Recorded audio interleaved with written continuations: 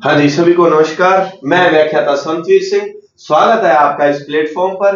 आज अपने जो ग्रेड सेकंड के 4 पेपर के बाद अपना एक रिवीजन टेस्ट हुआ था, काफी समय हो गया। उसके बाद एक नेक्स्ट टेस्ट भी हो गया। दोनों का सॉल्यूशन अब आपको सॉल्यूशन जो है बैक टू बैक मिल जाएगा। चलिए अपने स्टार्ट करते हैं। थोड़ी सी अति व्यस्तता है, मैं लेट इसलिए हो जाता हूं क्योंकि सभी टेस्ट जो है वो मुझे बनाने पड़ते हैं। आपको पता है grade third, grade second, L1 L2 काफी ज्यादा वर्कलोड हो जाता है। तो एक वीक में प्रॉपर अपने पास जो है, हालांकि विषयों वाले अलग अलग विषयों के मैं क्वेश्चन जो विद्वान लोगों से ले लेता हूं, तो अभी प्रॉपर अपने पास एक वीक में पढ़ाने वाली और टेस्ट बनाने वाली पूरी व्यवस्थित टीम हो जाएगी। और ग्रेड सेकंड के पेपर जो है मैं बनाऊंगा, बाकी जो है व्यवस्थित टीम के द्वारा ही। हालांकि ग्रेड थर्ड के भी जो मेरा सब्जेक्ट होगा वो मैं ही बनाऊंगा, और फिर व्यवस्थित हो जाएगा तो फिर दिक्कत नहीं आएगी। फिर कंटिन्यू क्लासें डेली की दो तीन रह जाया करेगी। कौन सी राजस्थान की मध्यवर्ती देशांतर रेखा है? राजस्थान का अक्षांशीय और देशांतरीय विस्तार जब हम पढ़ते हैं, एक आपके रीट में प्रश्न आया था, दो देशांतरों के मध्य चाहे अक्षांश हो चाहे देशांतर हो, उसमें जो गैप पाया जाता है, उसमें जो अंतर पाया जाता है, एक 111 पॉइंट समथिंग का पाया जाता है दो अक्षांशों और देशांतरों के मध्य। एक प्रश्न आया था।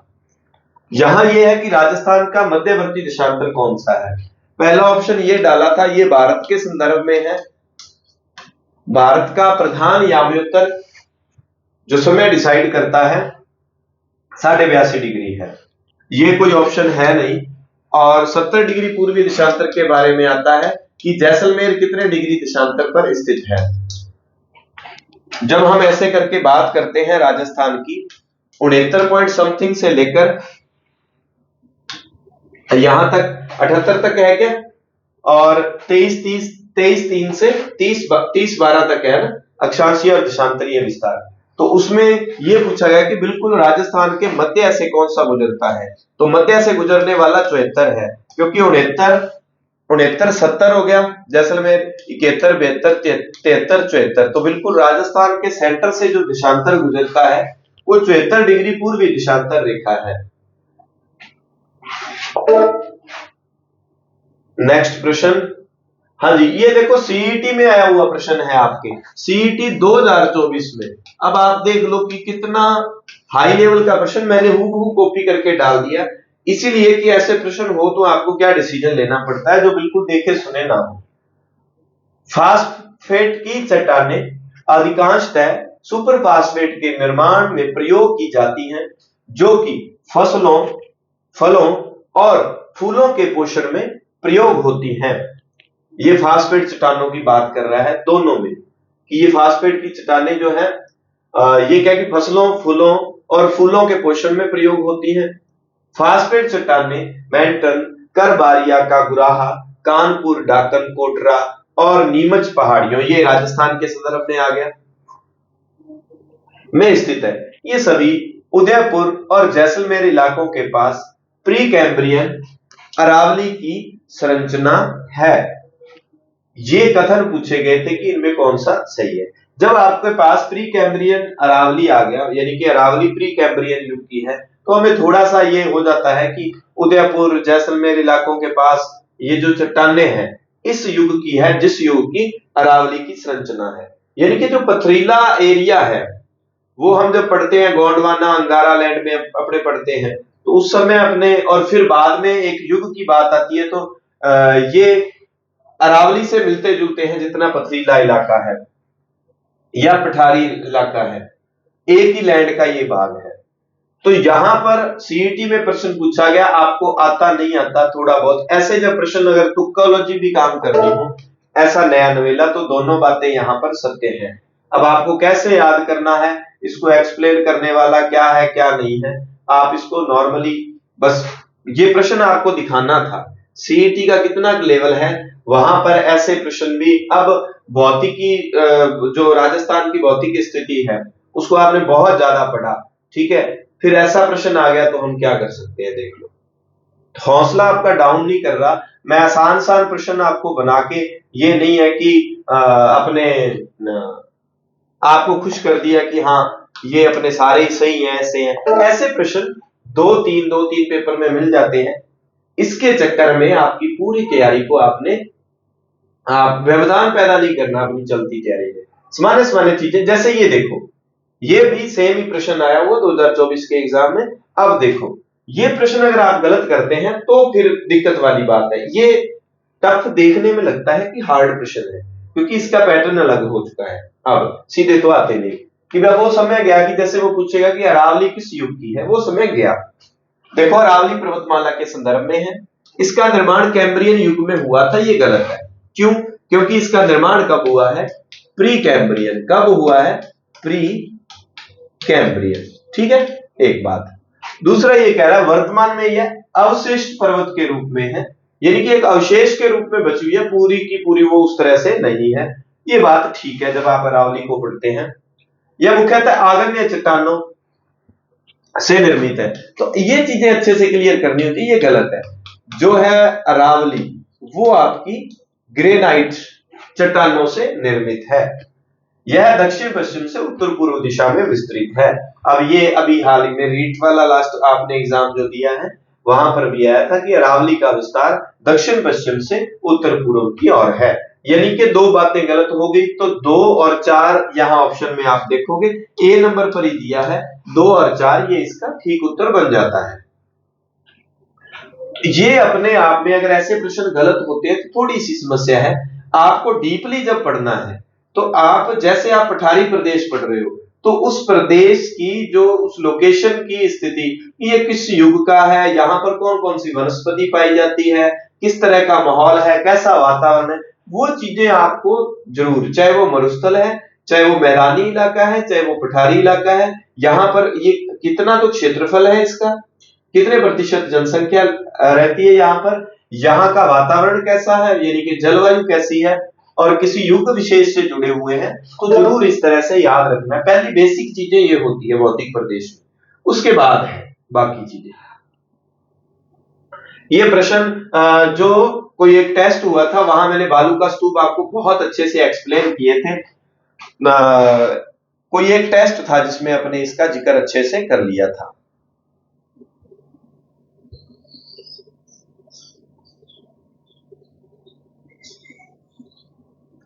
ऐसा सा अपने राजस्थान को अगर बनाते हैं तो ये अपने गंगानगर वाला इलाका है, गंगानगर के बाद बीकानेर वाला इलाका है, और इस लोकेशन पे मैंने आपको कहा था अनूप को बरखा बोली, क्या बोली कि समकोण बना दो, क्या बना दो, समकोण बना दो। अनूप को बरखा बोली कि मेरे तो याद इसलिए रह जाता है, अपने परम मित्र हैं अनूप चंद जी, अनूप जी वो बीकानेर के हैं, तो मैंने अनुप्रस्थ और बालूका में पहले ये याद रखना है कि राजस्थान की किस लोकेशन में ये स्तूप, यानी कि ये दोरे टिब्बे, ठीक है, ये दोरे जो है वो किस लोकेशन में पाए जाते हैं, तो अनुप्रस्थ वाले यहां पाए जाते हैं। बोली तो पैराबोलिक और बरखान किसका पार्ट है? अनुप्रस्थ बालूका स्तूप का पार्ट है। और नीचे वाली लोकेशन पे कौन से? अनुदैर्ध्य प्रकार के पाए जाते हैं, अनुदैर्ध्य प्रकार के, ठीक है भाई। और अनुदैर्ध्य का एक पार्ट जो है वो सीफ है। फिर आगे मैंने जो है गहराई से एक्सप्लेन किया हुआ था वो एक टेस्ट सॉल्यूशन में, तो टेस्ट सॉल्यूशन आप जरूर देखा करें। बहुत सारे बच्चे ऐसे हैं जो सेकंड ग्रेड का टेस्ट नहीं दे रहे, टेस्ट सॉल्यूशन भी देख रहे हैं, उनको लगता है कि काफी बेनिफिट मिलता है। तो बिल्कुल आपको ये लगता है कि आप भाई ये 200-250 रुपए नहीं दे सकते और टेस्ट से ये सॉल्यूशन से आपका काम चल जाएगा, तो जैसा ठीक लगे। कई बार कंडीशन ऐसी होती है, और वाकई में अगर कंडीशन ऐसी है तो आप बिल्कुल मुझे डायरेक्ट बता सकते हैं। आपने जरूरी नहीं है तो कोई 5, 7, 10, 20 बच्चे ना भी देंगे तो कोई दिक्कत नहीं है, तो आप मुझे बता सकते हैं, ठीक है। और राजस्थान की जलवायु के संदर्भ में ऐसे कथन, ये प्रश्न पिछले जो टेस्ट में रिवीजन से पहले टेस्ट हुआ था उसमें ये सारी बातें क्लियर की गई। कोपेन के जलवायु वर्गीकरण का आधार वर्षा है। दक्षिणी राजस्थान में अरब सागरीय मानसून से अधिकांश वर्षा होती है, दक्षिणी राजस्थान में अरब सागर वाले से। जलवायु को प्रभावित करने वाले कारकों में अक्षांशीय स्थिति भी है।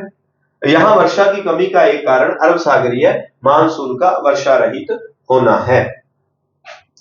दक्षिण वाला अधिकांश अरब सागर से। अब ये वाला इसका है, क्योंकि कोपेन का जो जलवायु वर्गीकरण है उसने वनस्पति को आधार माना है, उसने वनस्पति के अकॉर्डिंग जो है जलवायु का वर्गीकरण किया है। पहले तो ये थोड़ा सा मानसून की बात कर लेते हैं, फिर वो दूसरी बात करेंगे। ये पतंगाकार आकृति राजस्थान बना हुआ है। राजस्थान के इस तरफ लोकेशन में अरब सागर है, ठीक है, अरब सागर है, और इधर बंगाल की खाड़ी,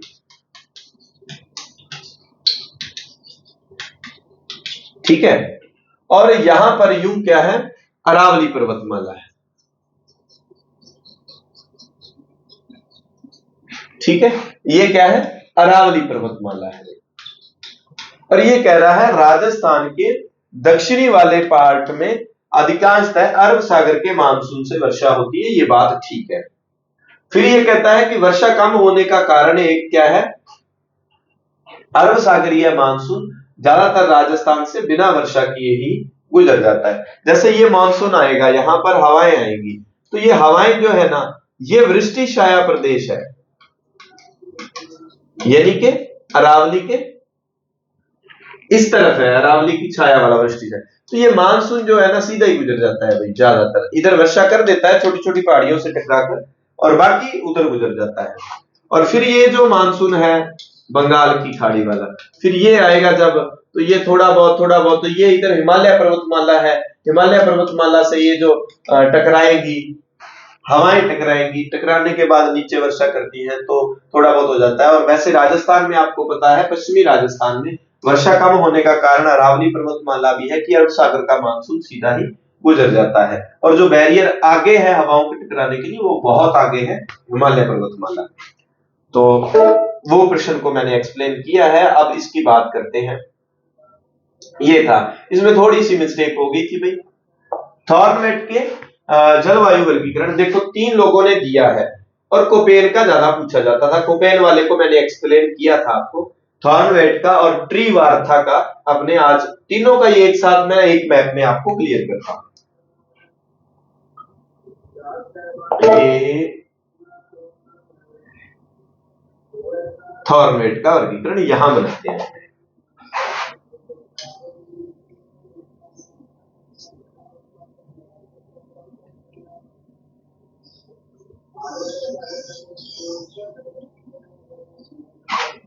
चलो ये राजस्थान से काम चला लेना है इस से, ठीक है। ये लो, अब ABCD वाली सीरीज याद रखनी है, ABCDE, ठीक है। ये अक्षर है, बिल्कुल आराम से समझने के दृष्टिकोण से समझा दूंगा। ये किसका है, ये भाई थॉर्नवेट का है, थॉर्नवेट का वर्गीकरण, बाकी इन जिलों में बाद में पढ़ते हैं। अब आपको नीचे वाली लोकेशन से लग जाना है, अपने ग्रीन वाला करें या कौन सा करें, चलो ग्रीन वाला कर लेते हैं। नीचे वाली लोकेशन से अपने शुरू करना है। ए जो है ये कट है, ए पे कोई भी नाम नहीं दिया, उसने बी से दिया है, बी से भी नहीं दिया, सी से दिया है भाई, CDE। तो ये जो वाली लोकेशन है ये वाली, यानी कि ये वाला उदयपुर, प्रतापगढ़, सलूम्बर, डूंगरपुर, सिरोही वाला, और ये वाला इलाका, और कोजा बाबू, कोटा, झालावाड़, जो बारां और बूंदी वाला, ये वाला जो इलाका है उसने इसको नाम दिया है CAW, ठीक है। सी के जस्ट बाद क्या आता है, डी आता है। सी के जस्ट बाद क्या आएगा, डी आएगा भाई। सी के जस्ट बाद क्या आएगा, DAW, CD, और CD के बाद यहां पर क्या आ जाएगा, AB तो है नहीं, CDE, EAD, CDE। आप पहले अक्षर को याद रखें, बाकी बाद में याद रखें। अब D पर 2 है, DA यहां है और DB ठीक इसके सामने है, DB क्या है, ठीक इसके सामने है, DBW। पहले तो ये लोकेशन याद रखें अपने मन में कि CA, DA, DB, DA के जस्ट सामने, यानी कि अब वैसे भी आप याद रख सकते हैं कि जो बीकानेर है, बीकानेर दी बी, बी और कहीं भी नहीं आ रहा, बी से बीकानेर, यानी कि बीकानेर से जस्ट ऊपर वाला जितना एरिया है जिसमें बीकानेर का उत्तरी इलाका इंक्लूड है, वो सारा सारा डीबीबी में चला जाएगा, यानी कि बी से बीकानेर। बाकी सी डी ई ऐसे करके माइंड में फिक्स कर लेना। अब चलते हैं हम, इसमें मिस्टेक जो रही थी, ये लिखा गया था CAW के आगे नागौर। अब मैं भी कोई मिस्टेक नहीं है, ये नाथ वाली बुक में बहुत बड़ी मिस्टेक है। मैं जल्दबाजी में थोड़ा सा, हालांकि मैं ऑथेंटिक बुक से प्रूफ चेक करके प्रश्नों को बनाता हूं, थोड़ा सा समय का अभाव था, मैंने सोचा नाथ वाली गाइड पे थोड़ा भरोसा कर सकते हैं, तो नाथ में सारणी दी हुई थी, मैंने हूबहू बना के वो लिख दी। तो नाथ से मिस्टेक ये हुई, मैप में उन्होंने ठीक लिखा हुआ है और जब ये आमने सामने लिखे तो ये मिस्टेक हुई। त्रिवार्था वाले में भी, इसमें भी, थॉर्नवेट वाले में तो बड़ी मिस्टेक कर रखी है वहां पर। अब देखो यहां पर है CAW, CAW के आगे नागौर लिखा हुआ है, जबकि CAW डूंगरपुर, उदयपुर, बांसवाड़ा। अब इस मैप के अकॉर्डिंग तो आपको याद रह ही जाएगी, ठीक है। तो यानी कि ये भी बात असत्य है, ये बात भी असत्य है। फिर EAD जैसलमेर, EAD जैसलमेर वाला और वो इलाका, ठीक है, ये बात तो सत्य है। DAW अजमेर, तो ये DAW में देखो अजमेर, जयपुर, ठीक है, जयपुर, टोंक, इधर भरतपुर वाला और वो इलाका, ये सारे के सारे इसमें आ जाएंगे। DBW डूंगरपुर, तो डीबीडब्ल्यू वाला इलाके में क्या है, बी से बीकानेर से ऊपर वाला ये इलाका, ठीक है, बीकानेर से ऊपर वाला इलाका। तो अब ये बात भी असत्य होगी। क्लियर, इस तरह से आपको याद रखना है। अब ये तो हो गया थॉर्नवेट का वर्गीकरण। अब त्रिवार्ता का और कोपेन का एक जैसा है। अब यहां पर दो चीजें, यहां पर आपको बोनस मिलता है, पर आपको ये प्रश्न याद करवाना था, इसको अच्छे से आप एक बार देख लें। इस तरह से आप हाथ से मैप बना के किसी भी तरह इनको सेट कर सकते हैं। बस ये याद रखना CDE, बस ये जरूर नाम जरूर याद रखने। थोड़ा सा आपके करने लायक काम इतना छोड़ देता हूं। अब आपने क्या करना है, शुष्क, अर्धशुष्क, आर्द्र, उनके साथ इनको और काम कर लेना, बाद में आपका प्रश्न गलत नहीं होगा। जलवायु में ज्यादा ट्रेंडिंग में रहने वाले प्रश्न क्या है, यही होते हैं इनका। अब आज तक तो कोपेन पूछा गया है और मुझे लगता है आगे एग्जामिनर को बढ़ते हुए थॉर्नवेट और त्रिवार्था की तरफ जाना चाहिए।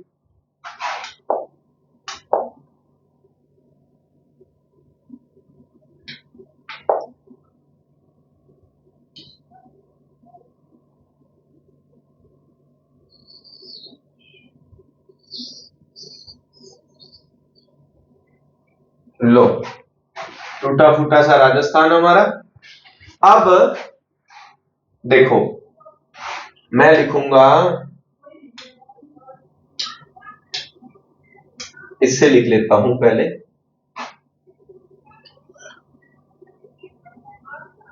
कौन सा, BWHW, ठीक है, फिर है BSHW और फिर है CWG और फिर उसके बाद है AW में ये वाली लोकेशन और ये वाली लोकेशन आती है। बड़े बड़े अपने किसका, कोपेन का वर्गीकरण पड़े। अब मैं थोड़ा सा इसको व्हाइट में कर देता हूं। कोपेन से प्रश्न क्या पूछा, असंगत कौन सा है। मैंने आपको ये इसी तरीके से याद करवाया था, W से वेरी बना लेना, वेरी हॉट, यानी कि बहुत ज्यादा जो गर्म वाली बात आएगी वो सबसे पहले आएगा, BWHW, ठीक है। और वहां पर जिला बीकानेर दे रखा है, जैसलमेर, बीकानेर वाले ये सारे आ जाते हैं इसमें। BSHW 2 नंबर वाला है तो यहां जैसलमेर नहीं आएगा, तो यानी कि ये बात असत्य हो जाती है। CWG, G से ग्राउंड, तो ग्राउंड मैदानी इलाका, जयपुर, टोंक, ये वाला सारा का सारा ये ग्राउंड आ गया। AW जो है, AW डूंगरपुर वाला और वो सारा का सारा, जिसको जो है थॉर्नवेट ने क्या नाम दिया था, थॉर्नवेट ने CWG नाम दिया था। CWG नहीं, थॉर्नवेट ने क्या दिया, CAW नाम दिया था, ठीक है। इस तरह से उसको जरूर याद रखना। अब ये सारे के सारे बहुत बार पूछे जाते हैं एक एक नाम देकर। अब अगर आपको इसी में त्रिवार्था को शामिल करना हो त्रिवार्था को शामिल करना हो तो बस ये हटा देना। उसने इसको BWH नाम दिया, इसको BSH नाम दिया और इसको उसने CWG ही नाम दिया है और इसको उसने AW ही नाम, ये दोनों सेम रखे, यहां पर लास्ट वाला W शब्द हटा दिया। जब इसको पढ़ने लगो तो साथ में मिट्टियां जरूर कर दिया करो। सबसे पहले वो एंटी इंसेप्टिसोल्स, यहां पर कौन सी मिट्टी पाई जाती है? अभी यहां अगर मिट्टियों की बात करें तो कौन सी है? वर्टिसोल्स है। कौन सी है? वर्टिसोल्स है। और यहां पर मिट्टी कौन सी पाई जाती है? अल्फीसोल्स। कौन सी? अल्फीसोल्स। एरिडी और इंसेप्टी उधर चली जाएगी। तो ये मैंने एक वीडियो में पहले भी आपको, और वैसे शायद ये रीट में या कब करवाया था, बाद में मैंने करवा दिया था ये आपको अच्छे से। मिट्टियों में, जलवायु में इन चीजों को जरूर अच्छे से याद रखना है। तो यहां इस प्रश्न का उत्तर ये रहने वाला है। निम्नलिखित नदियों में से जल ग्रहण क्षेत्र का सही अवरोही क्रम, आरोही अवरोही को एक तो अच्छे से ध्यान रख लिया करो, ठीक है। अवरोही क्रम पूछा है उसने, अवरोही है, आरोही है, अवरोही अवरोही। चलो जल्दी से इसका उत्तर लगाओ, मैं पानी पी लेता हूं।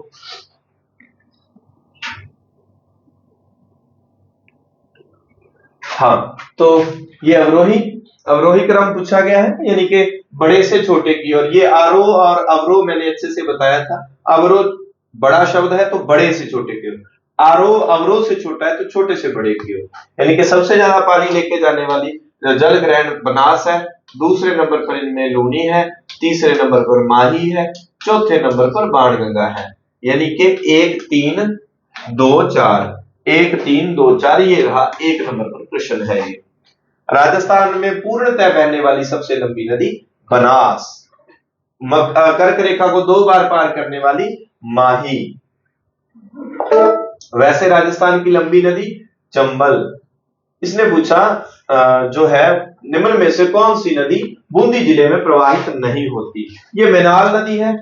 मेनाल वाला वो याद है क्या आपको? बनास, बेड़च और मेनाल। बनास, बेड़च, मेनाल का क्या बनता है?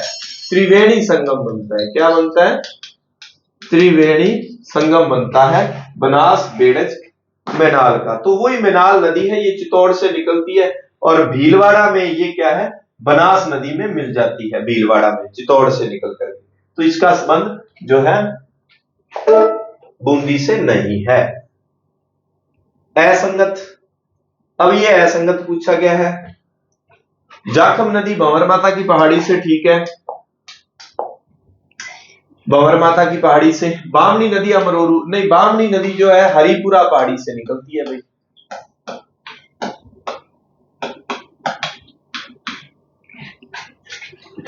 काली सिंध बागली गांव की पहाड़ी से। अच्छा, फिर अमरोरू से कौन सी निकलती है? अमरोरू से निकलती है माही। माही अमर ही रहता है भाई। और साबरमती पदरला की पहाड़ियों से निकलती है। साबरमती में पैदल पैदल गए थे गांधी जी, है ना, तो पैदल पैदल वाला साबरमती है। एक काम जरूर याद रखना, खंबात की खाड़ी, कच्छ की खाड़ी, कच्छ के रन में मिलने वाली साउथ वाली जो वापिस ऐसे दक्षिण में जाती है, यानी कि अरब सागर में जल गिराती हैं। तो 2-3 नदियां ऐसी हैं जो खंबात की खाड़ी में जाएंगी, कुछ नदियां ऐसी हैं जो क्या है उसमें जाएंगी, कच्छ की खाड़ी में। तो वो जरूर याद रख लेना, कच्छ के रन, कच्छ की खाड़ी और खंबात की खाड़ी वाली नदियों। राज्य में प्रति व्यक्ति औसत वनावरण व वृक्षावरण है। ये मैंने एक वीडियो में वृक्षावरण और वनावरण दोनों ही आपको अच्छे से, ये 4.84% भाग पर है राज्य के, ये 3.16% भाग पर है राज्य के, और राज्य के कुल 9.60% भाग पर वन है, जिसमें से 4.84 पर ये है, ठीक है, और 3.16 यानी कि 3.16 पर वृक्षावरण है। बाकी 9.60 में से जो जितना बचा 1 पॉइंट समथिंग जितना भी, उस भाग पर झाड़ियां हैं, ठीक है, ये जरूर याद रखना है। तो इसमें पूछा गया है औसतन वनावरण व वृक्षावरण प्रति व्यक्ति कितना आता है? तो 0.037 आता है, ठीक है, औसत प्रति व्यक्ति। अब नेक्स्ट प्रश्न, वन और वनावरण। ये प्रश्न जो था इसमें थोड़ी सी एक मिस्टेक हुई थी, मैंने मिस्टेक को हटाया नहीं है, यहीं पर रखा हुआ है। मिस्टेक वो ये थी, वो ये मिस्टेक थी। इसने पूछा, देखो इसने पूछा है 1% वाले जिलों का घटते क्रम में सही क्रम है। ये अपना ताजा तैयार किया वो प्रश्न। यहां बाय मिस्टेक जो है प्रतापगढ़ ही लिखा गया, लिखना क्या था, सिरोही लिखना था। लिखना क्या था, सिरोही। तो हो सकता है आप बोनस की उम्मीद करें, फिर आपको देना पड़ता है। और इसमें कोई प्रिंटिंग मिस्टेक नहीं थी। अब प्रश्न हमारा था सर्वाधिक 1%। अगर प्रश्न आ जाता है कि राजस्थान में सर्वाधिक वन क्षेत्रफल, सर्वाधिक वन क्षेत्रफल वाली बात आती है, सर्वाधिक वन क्षेत्रफल, तो ये वाला ग्रुप हो जाएगा। सबसे ज्यादा वन उदयपुर, फिर 12, फिर करौली, फिर चित्तौड़, इस तरह से ये बन जाएगा। और एक बात आ जाए, सर्वाधिक वृद्धि जो अभी 23वीं रिपोर्ट आई है, सर्वाधिक वृद्धि किस जिले में हुई है, तो सीकर है। एक नंबर पे सर्वाधिक वृद्धि में सीकर, और दूसरा जिला है बाड़मेर।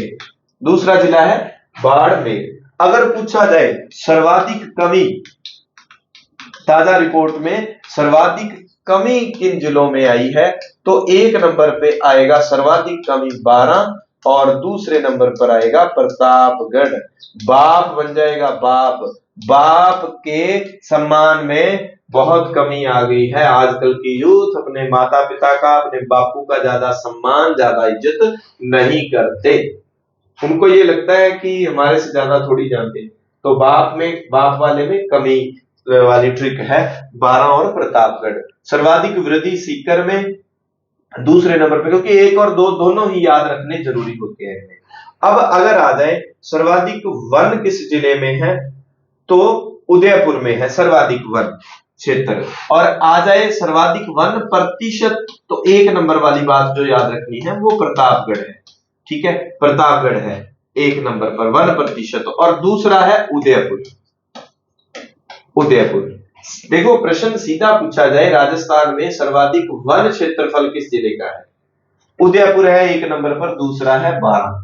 उदयपुर 12 उबा है, यानी कि वन कहां उबा है भाई, सब ज्यादा कठा उबा है। वन कहां उबा है, वन उबा है उदयपुर और 12 में। और जब शब्द आ जाए प्रतिशत, पै से प्रतिशत, पै से प्रतापगढ़, वन क्षेत्र की बात आ जाए, पर एग्जामिनर कंफ्यूज करने के लिए ये दे सकता है सर्वाधिक वनावरण किस जिले में है।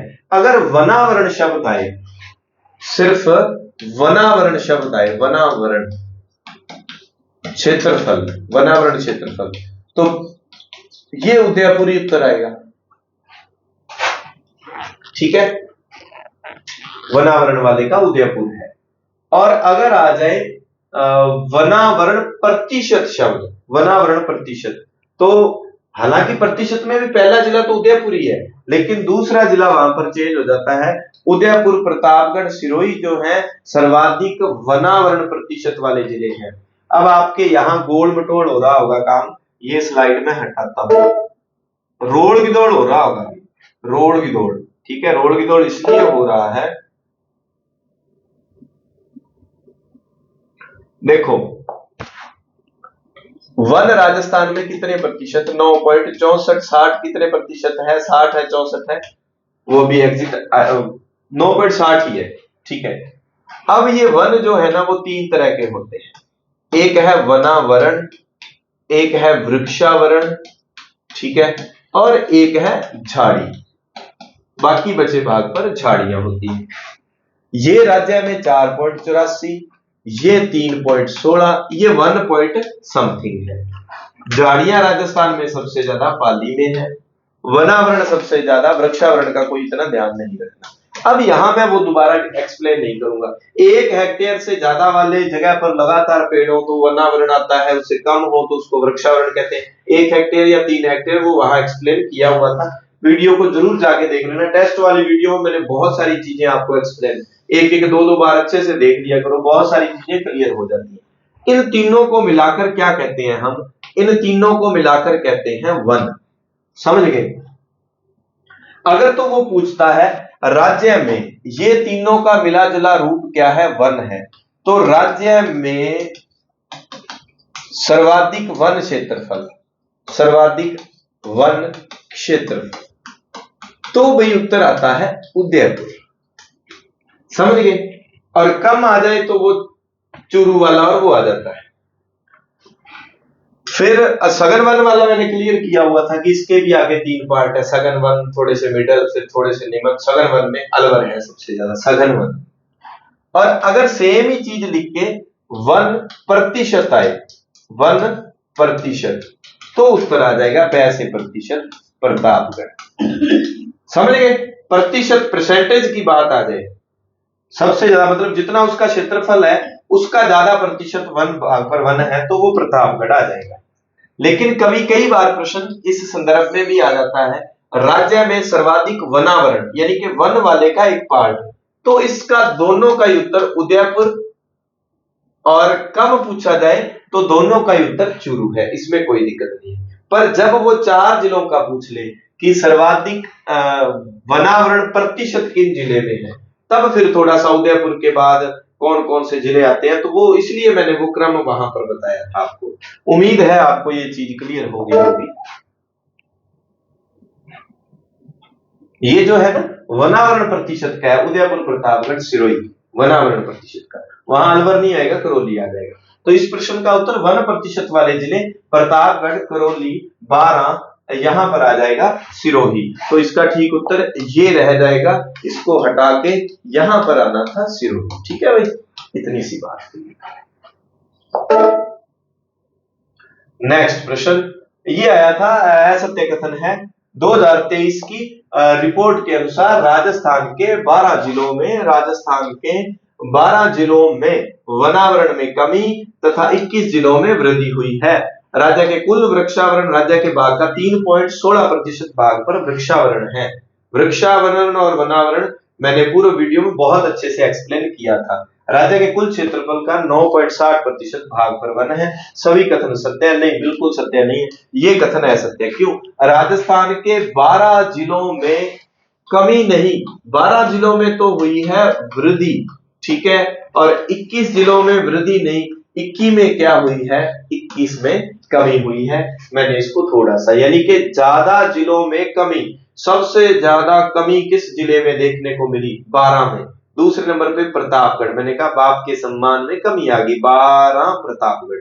और सबसे ज्यादा वृद्धि किसमें, सीकर जिले में सबसे ज्यादा वनों में जो है वृद्धि देखने को मिली है। सीकर के बाद दूसरा जिला बाड़मेर, बाड़मेर में सीकर के बाद दूसरा जिला। जरूर याद रखना, यहां से प्रश्न जरूर, सीकर और बाड़मेर। देखो इस समय पेड़ लगाने की बहुत जरूरत है, ठीक है, बहुत जरूरत है, और सीकर और बाड़मेर में वृद्धि हुई है पहले और दूसरे नंबर पर, इसलिए बहुत इंपॉर्टेंट हो जाता है।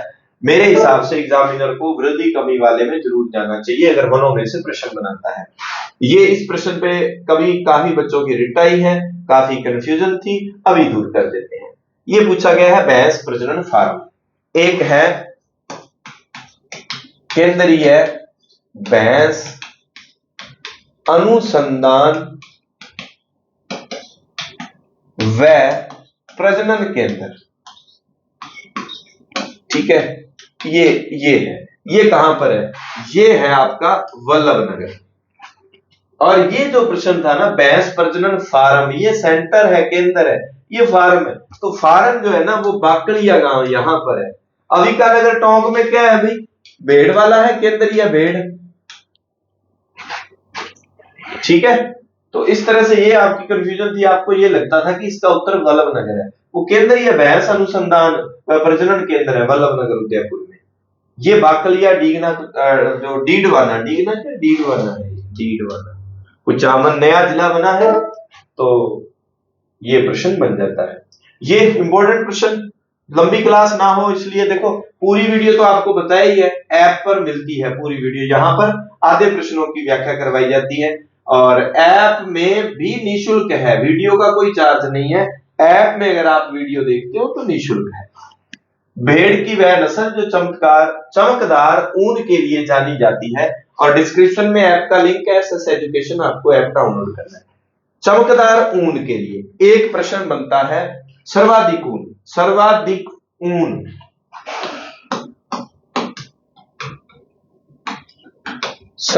ऊन किस भेड़ की है? जैसलमेरी। राज्य में सर्वाधिक भेड़ें किस नस्ल की है? सर्वाधिक भेड़ें, राज्य में भेड़ों की कमी नहीं है, मारवाड़ी। अगर प्रश्न आ जाए किस भेड़ की रोग प्रतिरोधक क्षमता, यानी कि रोग कम लगते हैं, सर्वाधिक रोग प्रतिरोधक क्षमता, देख लो ये दिन है, ये याद रखने पड़ते हैं आपको, मारवाड़ी भेड़ों की। और सर्वाधिक ऊन जैसलमेरी। चमकदार ऊन ये है मगरा। मगरा को क्या कहते हैं? और अगर प्रश्न आ जाए भेड़ों की सर्वश्रेष्ठ नस्ल,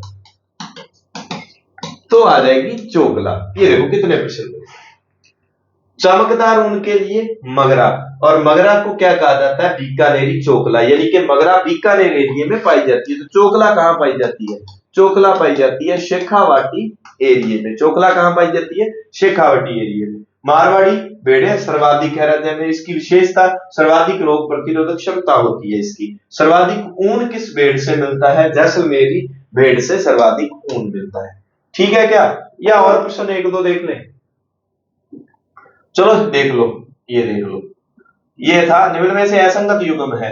राजस्थान पशुधन विकास बोर्ड कोटपुतली में नहीं, कोटपुतली में नहीं है भाई, ये जामडोली जयपुर में है, जामडोली जयपुर में। कोटपुतली में तो उत्तर भारत का सबसे ज्यादा दूध पैकिंग वाला सेंटर है, उत्तर भारत का दूध पैकिंग वाला कोटपुतली में। ठीक है, तो इसका असत्य ये हो जाता है। राजस्थान का एकमात्र पक्षी चिकित्सालय जोरी बाजार जयपुर, राजस्थान राज्य पशु प्रबंधन व पशु प्रशिक्षण संस्थान जामडोली में है, और राजस्थान का प्रथम डेयरी व फूड साइंस महाविद्यालय, इंपॉर्टेंट है भाई ये, डेयरी व फूड साइंस महाविद्यालय उदयपुर में है। ठीक है, चलो ये लास्ट एक कर दें क्या, या बस करें? कितना टाइम हो गया देख लेता हूं मैं। लो 37 मिनट। चलो आगे का एक्सप्लेन जितना भी है, वर्ड ज्योग्राफी है और जितने भी प्रश्न बनते हैं, ये फिर हम जो ऐप पर आपको डाल दिए जाएंगे। ठीक है, मिलते हैं नई क्लास में। शेयर कर देना कंटेंट ठीक लगे तो।